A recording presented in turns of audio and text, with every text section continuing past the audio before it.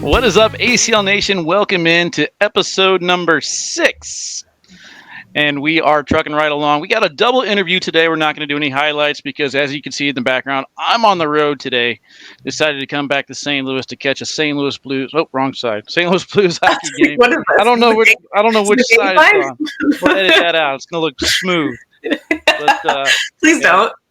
came back in town to hang out with the kiddo, and we got some relatives in town from Panama, so we're going to take them to see their first hockey game, Meesh. Sweet. But, we're going to talk to Caden Allen today about his success so far in the 2023 season, as well as his plans for this weekend in New Mexico, teaming up with Philip Lopez Jr. And then right after that, we're going to bring on Josh Keck and talk about the rules and what to do and what not to do as far as what might help you get a little bit further in the bracket rather than complaining about something after it happens. So, yeah. How's it going, Meesh? Nobody does that. It's going good. Nobody complains during tournaments ever. It's smooth sailing. I'm actually getting over. I don't know. I got this weird cold allergy thing that's really annoying, but other than that, I'm good.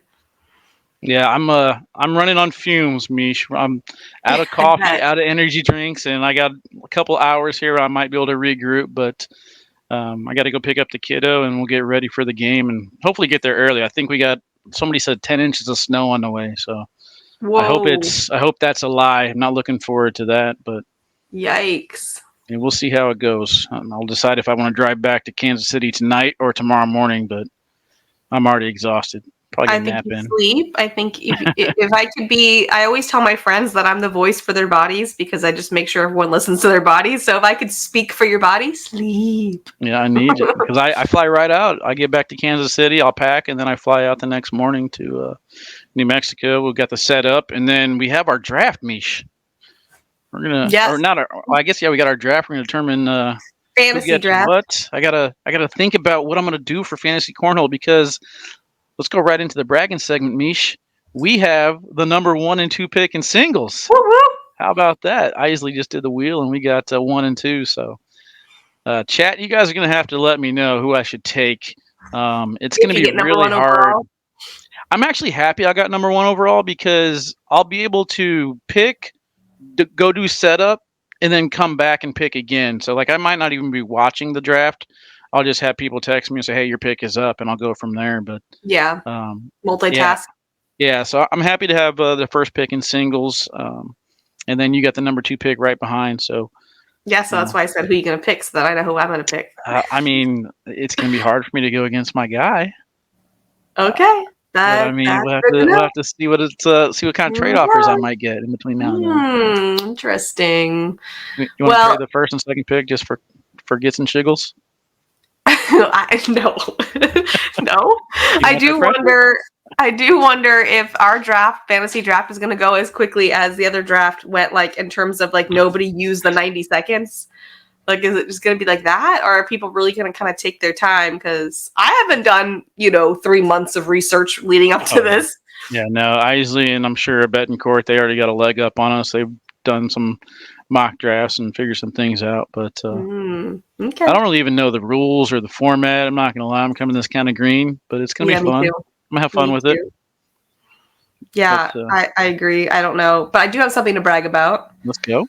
I hopped on, so I listened to this syndicated morning show called John Jay and Rich, and it is on here in my town, but it's also syndicated. You can listen to it lots of places, but they're really entertaining and fun. And I hopped on their show last Myrtle Beach to talk about the fact that I was going to go to Myrtle Beach to be with the American Cornhole League and commentate and blah, blah, blah.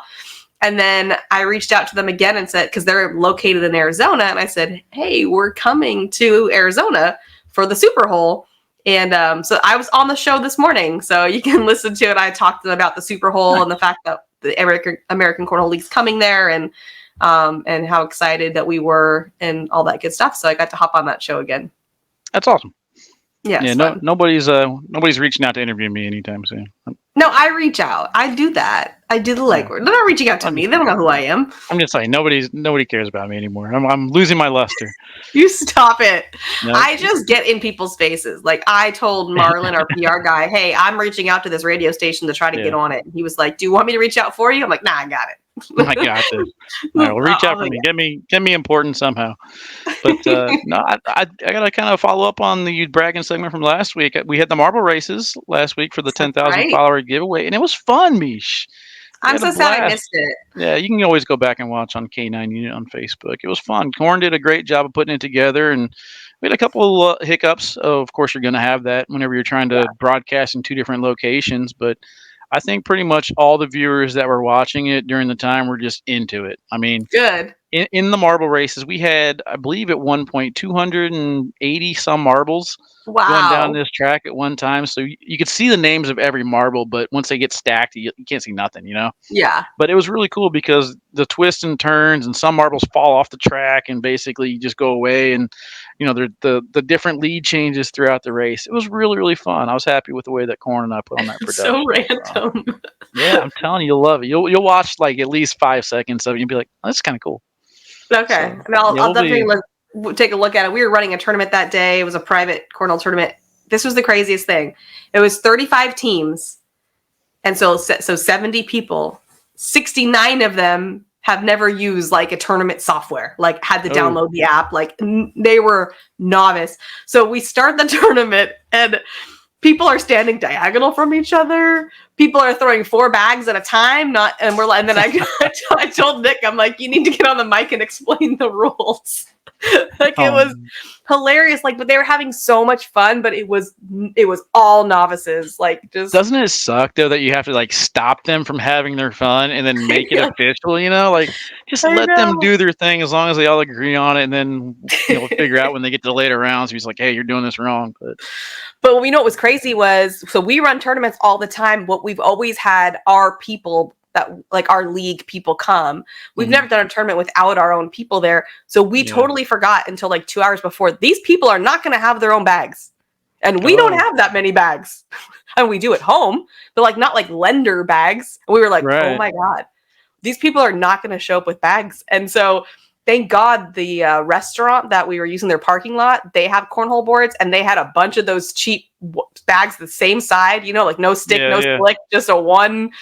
And that's what everybody threw, and they all had a blast. They had no idea. That's the main thing. That's what's important, is having fun. I mean, some of us forget that, though. We got to go back to having fun, playing bags. And I'm a huge promoter of any director. At least throw one all-corn tournament per year. Just it's so much fun. I love it. Yeah, and there were like a few people that came with like game changers. There might have been like 4 or 5 teams that brought their own bags, and there was mostly game changers. But yeah, it was just funny. Just a different crowd, but we had a blast. And they did too. So it was all good. All right. It's time to get into our interviews. So don't go anywhere.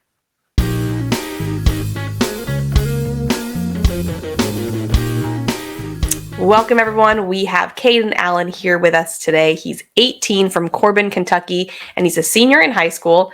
He's ranked number 1 in the Mid-South Conference and number 1 in Kentucky. He's the Louisville Open winner in singles, and his plan is to go pro for the 2023-2024 ACL season.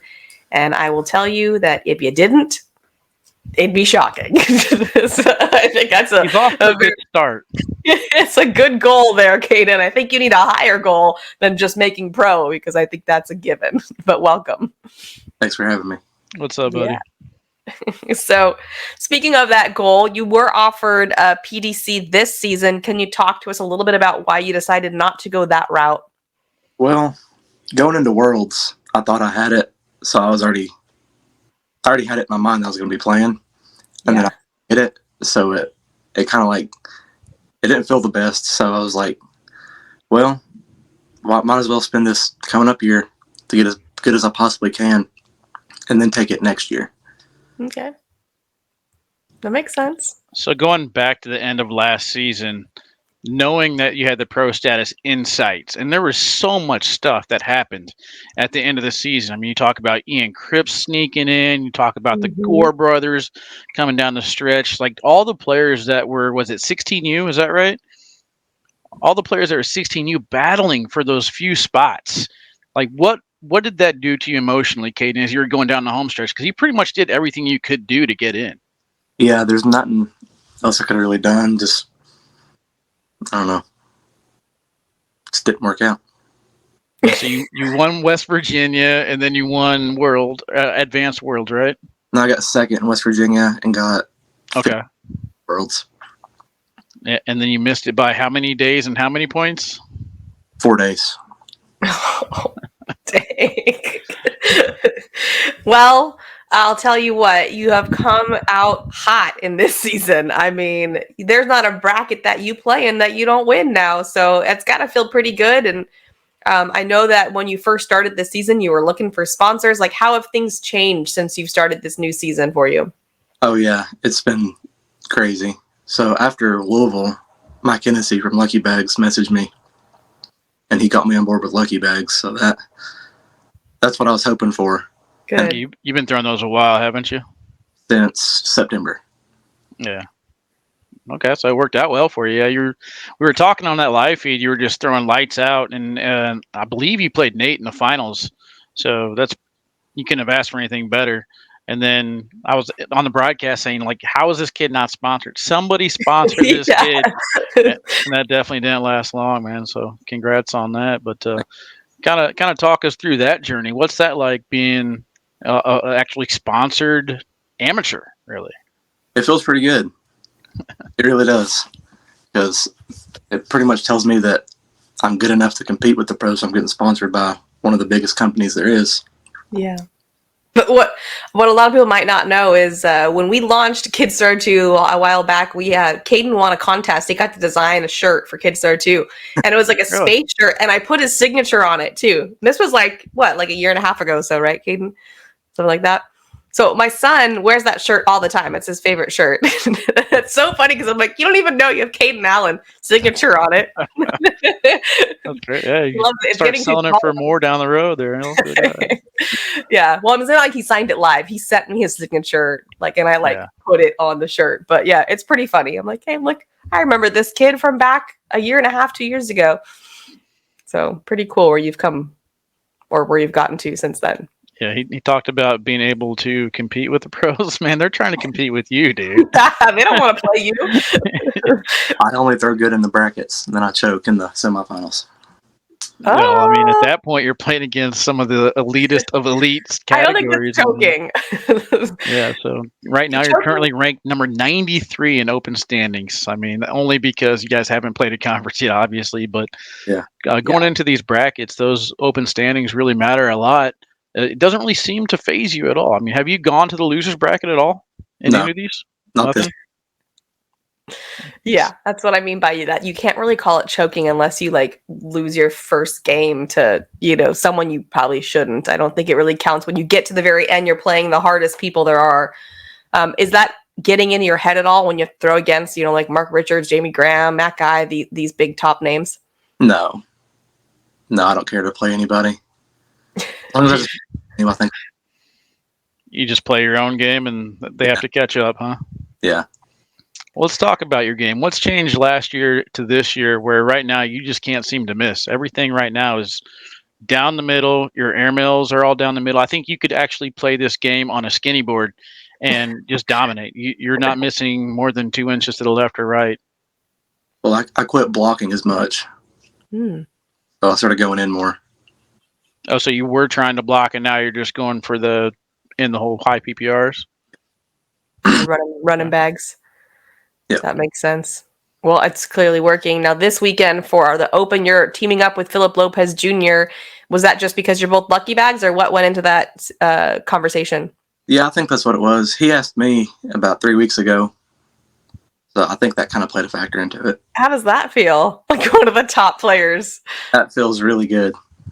Yeah. Really. Yeah, and then teaming up with Eric Davis. I mean, how did Eric Davis, the rosters. Yeah, how did Eric Davis and you team up? So after I won Louisville, I messaged him to play, and he's like, "Yeah, it'd be an honor to play, man." Oh, that's amazing.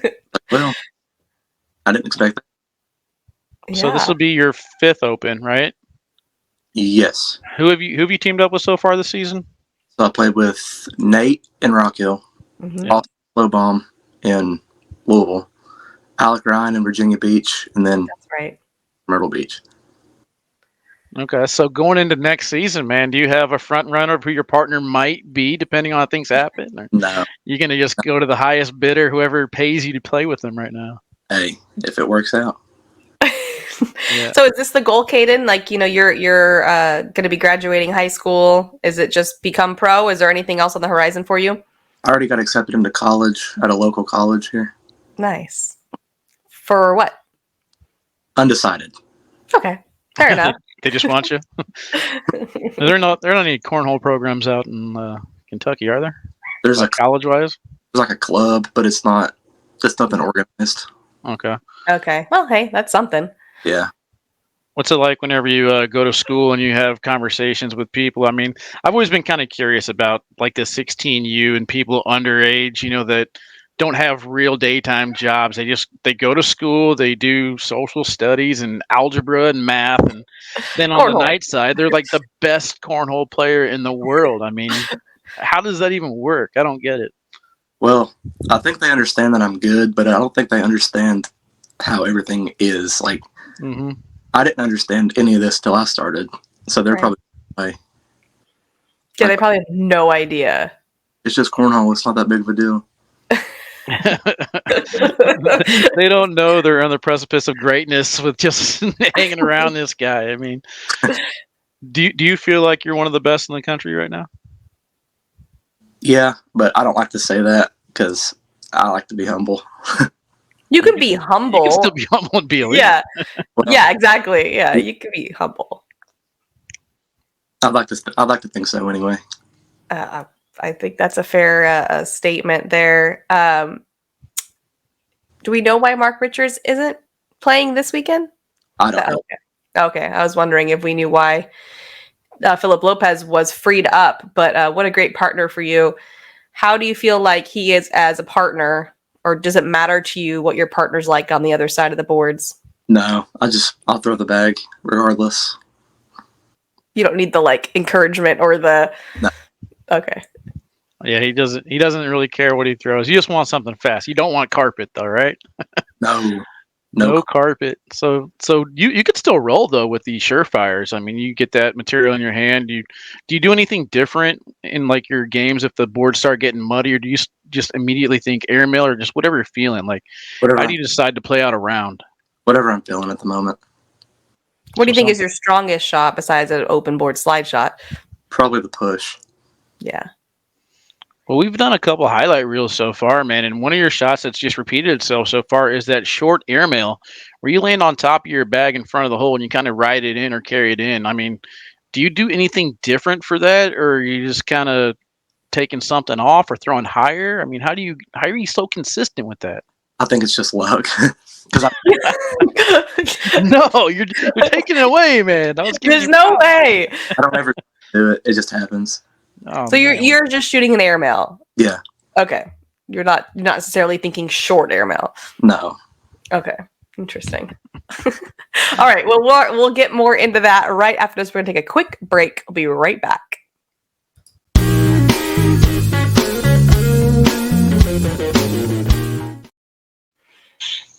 All right. So we were talking about some of the shots you were working on, Caden. When you are you practicing specific shots, or are you just throwing and then whatever happens you'll deal with? Yeah. So if there's a bag that happens to stop, I'll roll it or shoot it. But other than that, I'm gonna go in every time. What's your practice routine? 8 bags, 4 bags? 4 bags. And how often? 4 bags, really? It used to be every day, but I haven't been practicing a whole lot lately. You get to a certain skill set, Meesh. You don't even need to worry about this anymore. Meesh and I over here trying to figure out what we got to do to get to your level, and you're just over here just like, oh, I've done it. I mean, it's fine now. That's just what I do. I don't know. But I feel like the confidence plays a big role in this, right? Like, yeah. How confident were you coming into this season, at the beginning of this season versus now, like on a scale of 1 to 10? Oh, it's went up 100%. Because at Rock Hill, the first open, I was like, I mean, I know I can do good.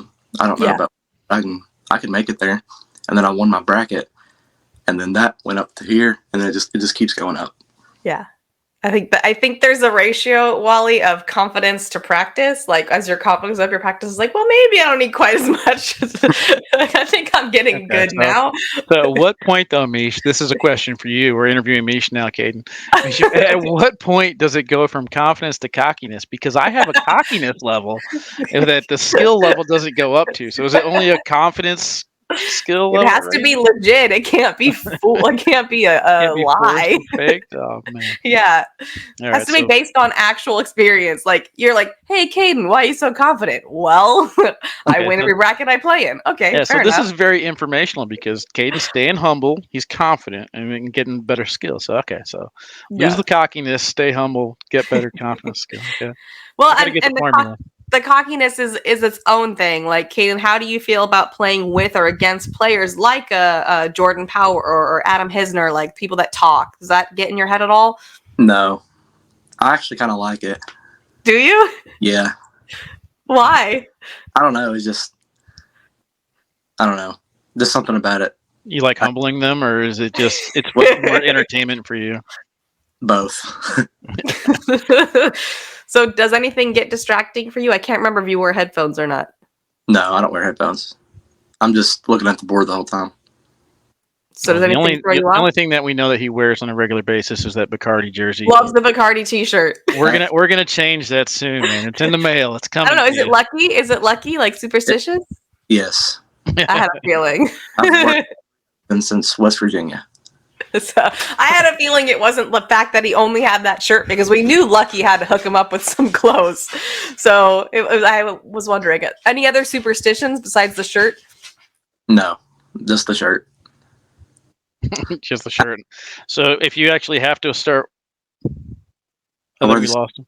There we go. What was it? You cut out for a second, Caden. I wear the same shorts with the Bacardi shirt. Okay, same outfit. Same outfit. Are we washing said outfit? Yes. Okay, just wondering. I wouldn't judge you if you didn't. Just curious. What were you saying, Wally? Is that the successful stench? Just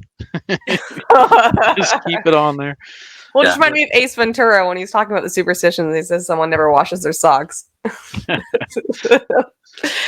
Do you do any outside hobbies other than cornhole, or you pretty much just go to school, play bags, and that's it? That's it. That's it. It's so simple, Meesh. Yeah, the problem is you start to see as you get older that maybe like relationships creep in, and I feel like that's what might pull some players away from the game. Are you worried about that? No. Yeah. I mean, yeah, you gotta focus. You're sacrificing, right? Yeah, I guess. I'm not allowed to comment anymore in regards to relationships and anything in the future, Kate. And I got a bunch of negative stuff to tell you, man, about what life is going to hit you with here in these next 10 years. No, that's not true. Hey, focus, bro. Keep doing you. Get your little world championship, man. That is not always true. Although I will say there is something to say about chasing dreams and how your focus needs to be diverted.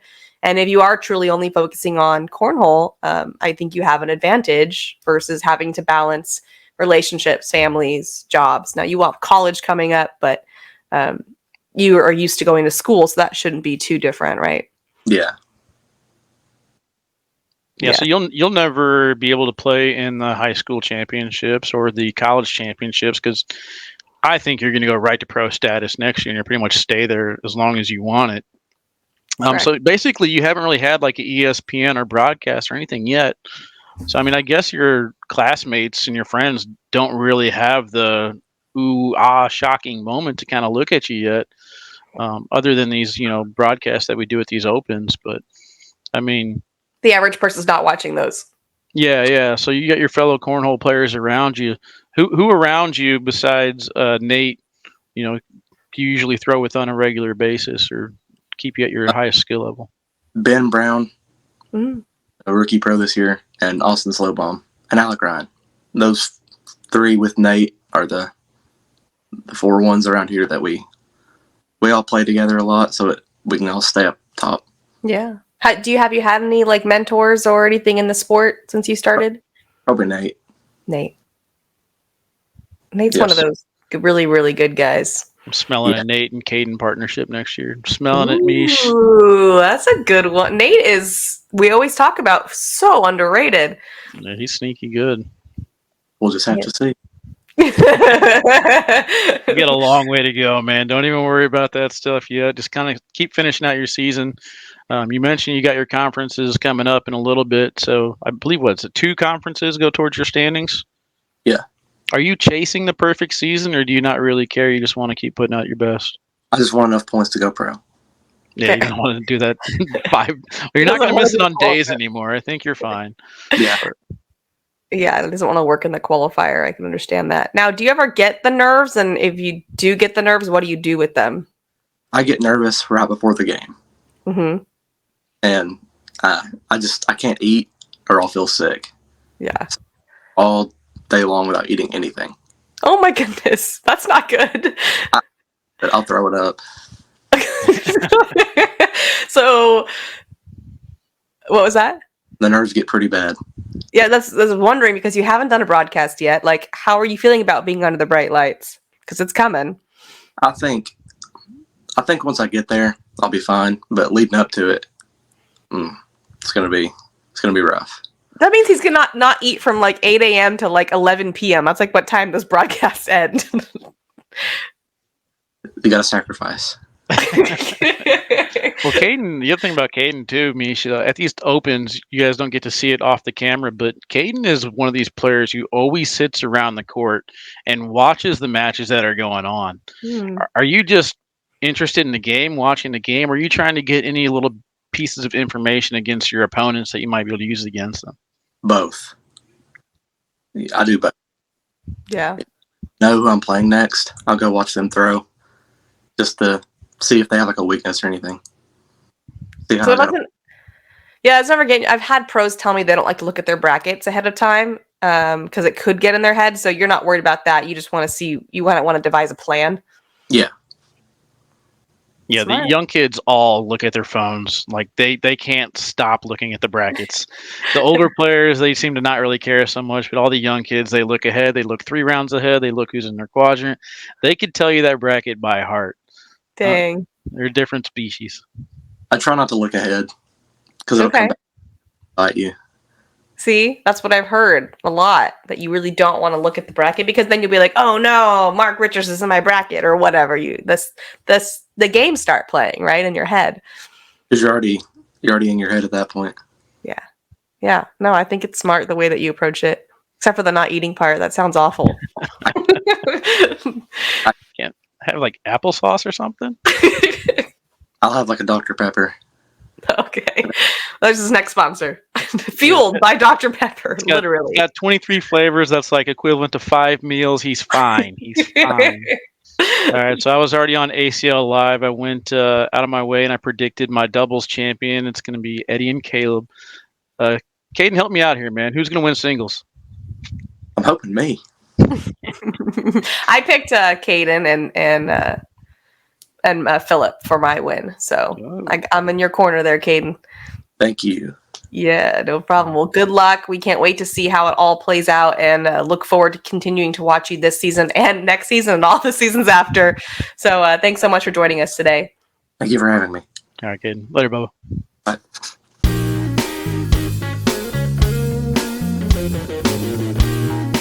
Welcome. We have Josh Keck here with us today. He's the National Director of Tournaments as well as the Broadcast Rules Official for ESPN. Welcome, Josh, to the show. We're excited to have you. Thanks for having me. This is a fun time with you and I guess Wally. What up, dude? Best friend, Josh. How you doing, buddy, old pal? You guys spent a lot of time together. Yeah. Josh, whenever I first started, I think there was like 1 or 2 opens, and then after that, Josh is like, Wally's part of the family. And at the time, I thought that was an honor. And then I realized that I was like the stepbrother that wasn't really wanted, but had to be there anyway. So I think I spoke too soon. Yeah. You tolerate Wally. It's mutual. It's mutual. But we almost didn't last past Sacramento. We had the laser debacle. If you remember that, Josh. Yeah, I remember. It's all good. I move on. I don't hold grudges, so it's all good. So we had like 1 or 2 falling out, and then all of a sudden we win the thing that brings us back together every single time is seafood. You're matching phones? Seafood or Brazilian steakhouse. Yeah. Yeah. That's right. Wally, there's going to be a lot more falling outs. You know that, right? So just be prepared. I'm looking forward to them. All right. All right. So, Josh, you drive the ACL truck as well. Can you kind of just tell us some of the responsibilities you have at these events where we can see you? Well, I help get all the volunteers to help set up. Nice. I guess I dictate how it's set up and everything. I try not to do so much manual labor because it does wear you out big time. And doing it weekend after weekend after weekend, I don't really want to kill myself. But so I do that, and then help set up all the brackets and everything, get all the players in there. I try to push off all the sit and goes to the directors that are helping me because that is a full job in itself. Yeah. So all you players playing sit and goes, don't come to me. Go to another director who doesn't look busy at the table. If I look busy, don't come up to me about sit and goes. So I do that. Also help with all the national tournaments, drive the truck, to all the different events. There's 2 trucks, one broadcast truck and one tournament truck, and I got the tournament truck, of course. I'm helping. I was doing the compliance, but Hunter is starting to take that over, so thankfully that's off my plate. The rules official at all the broadcasts. Whenever you see the score change on TV at a broadcast, that's me actually doing that. Most of the time, it's me doing that. And that's a very stressful job. You think, just updating scores. Stressful. It's not easy because, you have your tablet, as you're playing your game, and then you enter your score in at the end of the round. That's not how this is. I have to enter each bag after each bag. If you got a bag in front of the hole and, it's pushed in, replacement bag, then you got to take it off of on and put it in, and it's very stressful, especially when the players are throwing back to back to back and they don't even breathe in between throws. That's the crazy part. I know that one time that I was. Sorry, it's a good thing the high school kids aren't on ESPN. Those kids just like to fire. Oh, so fast. Yeah. And I know when I was doing emceeing the one time in Wichita, so I was working with you. You're at the scores and telling me the scores. Like I felt stressed out for you. just, and all I had to do was announce the score to the audience. Which who cares if that's wrong? It's not on TV. I think the worst 2 that play on broadcast, Cheyenne and Sam Finley. Those 2 do not breathe in between throws. They bam, bam, bam, bam, bam. It's like, good God, but. It's always can you shout out what's happening, please, for us in the back? Crazy. You've came a long way though since auto assigning in tournaments, man. You've done good job. I still do that. It's still a lot of auto assign. So that's basically my job. I should have that as my email signature is auto assigner. Auto assign technician. You got a little taste of commentating in the booth in Upland, man. How was that for you? Yeah, that was fun. The directors there that were helping, they know what they're doing. Almost every director knows what they're doing. So, it's just I have a problem with allowing people to do stuff. I have to be in control of that kind of stuff. But, and I'm comfortable. I'm getting more comfortable with, saying, all right, go ahead and do this. I'm going to go sit with Wally for a little bit. It's fun commentating. You just really have to watch what you say because something like this, I know it's recorded, so you can always hit that beep button, but you can't on a live stream. So we don't have a beep button. What are you talking about? Okay. All right. Well, I'm going to make you get one. I got one back in KC. It's not here with me though, so you got to watch your mouth. But no, it's different though than most jobs. You're obviously moving around a lot of the time. You're driving different places. You got hands-on stuff, so your days are long, but they seem to go by pretty quick because of everything you're doing. Now that you're back home in Wisconsin, do you even remember what a desk job looks like? Yes, my desk is now my dining room table. So I set up my laptop and everything there and, get all the admin stuff done when I'm home. But a day job in the office, I don't remember what that is. One of the things that we hear a lot about during the events is, well, why didn't we get this person's game on the court and those kinds of things? Can you kind of talk us through, like, the intricacies of how you decide what goes on a streaming court, because it's not that simple. There's only one streaming court, right? And how many games are going on at one time, So it's pick and choose. Basically what it comes down to is there a game available? And if I hold that game for the live stream, is the rest of the bracket going to get held up because of that? Yeah. And if so, then I'm playing that game somewhere else. I'm not going to hold up an entire bracket just to put one game on the live stream. Yep. That is tough. How do you go into determining how many different brackets there are for the tournament? Is it a set number per tier, or do you kind of just decide the day of the tournament as far as how many brackets you're going to do? Well, I mean, it all depends on, if it's singles or doubles. 64 is the max in a bracket. So if you got, 65 to 128, that's 2 brackets. 128 to 264, you're going to do 4 brackets.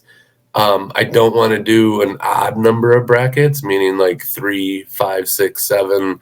Those are what I call odd. Because if you do more than one bracket, you got to have the meetup games. And you don't want somebody to have a bye in the meetup game. So if you have 3 brackets, you're going to have 3 winners playing for that overall championship game. One of them's going to have a bye. I don't want that to happen. So we're going to do 4 instead of 3. Yeah, we kind of experimented with that last year. I like going to the way you got it set up this year now.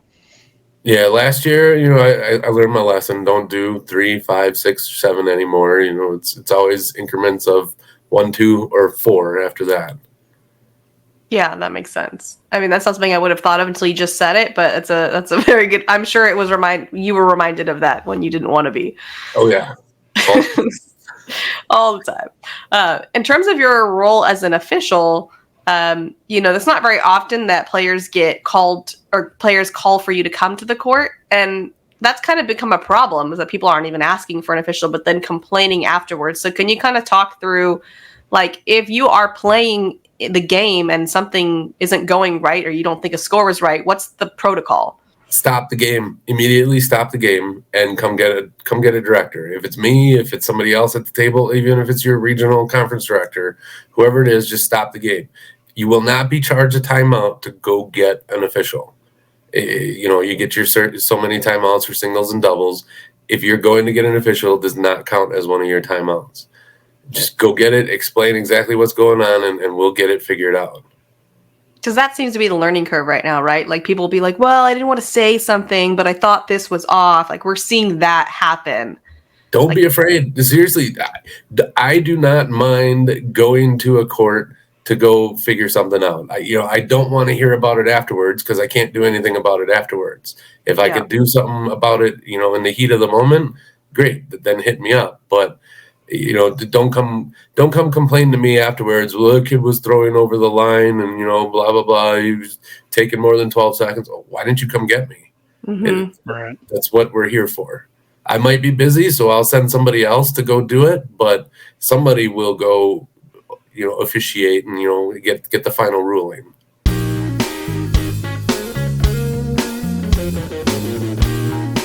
Yeah. During the off season, what type of discussions are had in regards to rule changes and what needs to be fixed or tweaked? And do you guys do any changes during the season, or pretty much everything handled off season? Okay, so as far as like major rule changes or anything changing in the rule book, that doesn't happen during the season. It's always off season. And all the national directors, me, Todd, Dave, and Trey, along with Stacy and Fred, we'll all sit down and, discuss certain things and, vote on it, what should be changed, what should stay, this and that. One thing that I'm doing this year that I should have been doing over the years is I'm keeping comments in the rules that only Trey and I can see. So that way, if a gray area comes up, kind of like this past weekend in Florida, or where were they? Alabama, the conference tournament down there, with the kid that was so-called balking while he was throwing. He was, about to throw, he would step over the line, but he wouldn't actually throw the bag. That's a very gray area in the rules. So I put a comment in the rule book, and we'll discuss it during the off season and, go from there. So yes, no rule book is perfect. You look at the PGA, right? Phil Mickelson, he is the perfect person to find gray areas in the rule book. He's always coming up with, yep, this is going to do this way, and you go get a rules official, and sure enough, he was right. It's just, it is what it is, and rules will change. Rules will get updated and, more clear in the future. What went into the rule change from the 20 to the 12 seconds and the addition of the timeouts? Well, the addition of the timeouts, it gave more timeouts and doubles, basically because broadcasts, everybody that deals with broadcasts, the commentators, the people in the truck, and the viewers at home love the talking back and forth, between partners. So, the more talking, the more timeouts they're going to need. So, go ahead and, went with more timeouts for doubles. The whole 12 seconds, that was kind of like I wouldn't say unanimous, but, a large majority of us that voted. It's just, you gotta cut the time down on some of these games. The Nationals, where, the full game to 21 is on the broadcast. Those games could go 45 minutes to an hour, and we only have a certain amount of time. So, and some tournaments are just going way too long because people are taking way too long to throw. So that's why we did it. And can you explain what happens when they go over the 12 seconds? Let's say that you were standing there watching the game. Okay, so it's Michelle versus Wally here, all right? Michelle's holding her bag. She goes over the 12 seconds. I'm not going to say anything right then and there. I'm not going to disturb you in your process, right? After you throw that bag of going over 12 seconds, I'm going to say, all right, Meesh, that's a timeout. It's timeout number whatever, right? So, and that's one thing that we got to, focus on letting all the directors know. If they're, officiating a game, do not interrupt the player in their throw. Now, let's just say the 12 seconds hit while you are in your backswing and ready to throw your bag. I won't consider that a timeout or over the time limit because you're in the process of your throw. Yeah. So we'll just let that fly. And then when they run out of timeouts? And you lose the rest of your bags for that round. Yeah. Because that's you using too many timeouts. You got 3 bags left. Those 3 bags are done. So does the other person have to throw all those bags left in that round? Yeah, you still got to throw just like dead bags. Right. Yeah. I hope I got it right. I think I remember. Did that happen or came? I think maybe you warned him and said you're out of timeouts. So if you go over again, you will lose your bags. I believe is what happened. Right. In Myrtle Beach with when we had you come over to that game. The other 2 common things we see, obviously, are throwing a bag at a turn. We saw that happen in Myrtle Beach. That poor college player did it twice. And so just quickly letting us know. So what happens when you throw a bag at a turn? Then you gotta, so you throw your bag at a turn. Wally's got to throw 2 bags to catch up on it. And the bag that you threw is a dead bag. Dead bag. So, it won't count. It just goes off the board or out of the hole. Yeah. That's the one we see the most commonly, like in our local leagues and things like that. And then, of course, grabbing bags before the round is done. And did that change this season? No, that's still the same. Okay. That's been the same for a while. Do you feel like the majority of the players know the rules, or do you feel like they kind of have an idea of it and they wait to see when it happens what the rule actually is? Like how many people do the rule book and investigations that they should at the beginning? I'd say a majority of the players know the basic rules. But the nitty gritty rules of, like touching the bags and things like that, I get it. The rule book is 16 pages long. Who's going to memorize that? Yeah. Yeah. And then exactly. the other rule that happens sometimes, and I was never done this until I just recently did it. Touched a bag out of turn before the final bags were thrown. So kind of walk us through that one. That one's a big one. Tough one. Well, it depends on who touches a bag. Okay, so let's say, Wally, you got a bag left, and your partner touches the bags on the board. That's it. Your bag is just dead, end of round, right? You score it as it is. Let's say Meesh has a bag left, but Wally touches the bags on the board. Then Meesh's bag is automatically counted in the hole, so 3 points for that. any bag you already have in the hole and any bag that's on the board counts as in the hole. So let's say Meesh, you have one off. That's going to be a 0 for that one. So you would have a 9 for that round. Okay. Minus only what Wally has in the hole. Okay. So if Wally has all 4 bags on the board, he's going to have a 0 for that round. Right. But if he had all 4 in the hole, then it would be minus 12. Minus 12. So Wally would actually get 3 in that instance. Okay. But let's just say, Wally, you reach inside the hole and you grab the bags inside the hole, but no bag on the board is disturbed. Then technically, Meesh, you would be able to choose if you want the bag in your hand to count as 3, or you can throw that bag and try to push some of your bags in the hole. That's your choice. And then you play it the same way that way. Yeah, and real quick for all the pros who are about to get on the live stream court, explain to them real quick how I'm not a director and I'm not to get involved in any of this. Exactly. The commentator's role. Okay, well, all right. I'm going to call you out, Wally. You should know the rules. You should read the rule book 10 times so you understand the rules. I got it memorized. I'm just not going to enforce it. Right.